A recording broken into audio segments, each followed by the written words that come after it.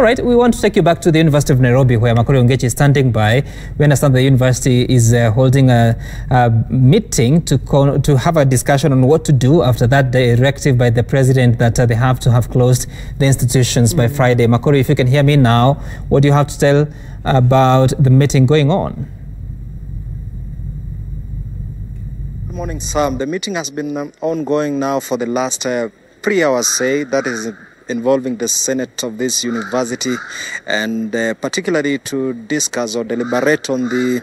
impact of the yesterday's directive by the president on the closure of all universities. Remember, the running of the universities, particularly the academic calendar, might be forced to be affected immensely, particularly the exams. From this week and the next 2 weeks, students here at the University of Nairobi, and just like other universities across the country,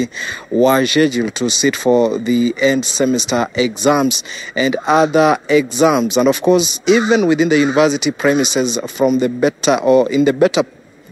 part of this morning is that the streets actually have been deserted. In a usual University of Nairobi case, you will find that even within the streets of this university, a number of students will be walking up and about a particular moment like this, going to the respective lecture halls. Sam, I'm glad you are a student here at the University of Nairobi, is that since morning we can literally count the number of students walking within these streets. Even the staff members that have come in this morning, some of whom we were sharing with, are literally scared about the coronavirus spread, and the directive of the president yesterday that students should be leaving the universities by Friday perhaps has made some of the students to move beginning today, because even the exams and the cuts that were scheduled for today have been postponed. We talked to some of the students early this morning who were a bit confused, particularly the first years who came to the school premises thinking that things or activities were running as usual,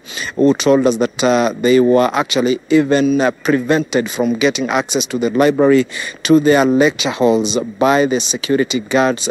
placed at the entrance of those halls. And so it is particularly to show the impact of what that has caused. And so the Senate meeting that is ongoing currently, Sam, is to deliberate on how maybe even the academic calendar of this university will be affected, and whether they will be releasing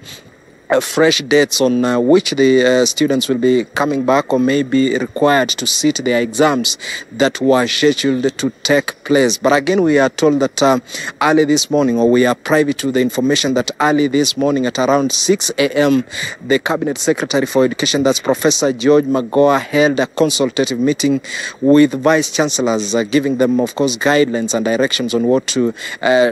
do, particularly on that directive by the President yesterday, which means, again, even as primary day schools and secondary day schools